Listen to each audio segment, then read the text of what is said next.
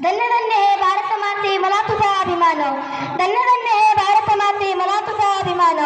दिशा दिशातून आज गर्द तुझ्या यशाचे गाणं, दिशा दिशातून आज गर्द तुझ्या यशाचे गाणं.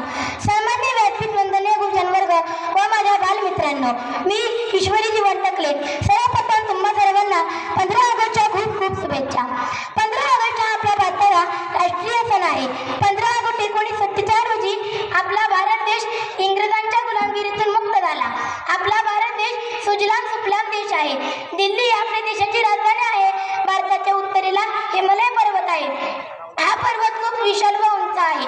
पूर्वी भारताला सोन्याची चिमणी म्हणून ओळखले जायचे, पण मुघल आणि इंग्रजांनी भारतात मोठ्या प्रमाणात लूट केली. पण तरीही आज भारत उच्च स्थानावर आहे. साऱ्या विश्वाला शांतीला संधी देणारे अशोक चक्र ही आपली अस्मिता आहे. माझ्या भारतभूमीने अनेक नर रत्नांना जन्म दिला आहे.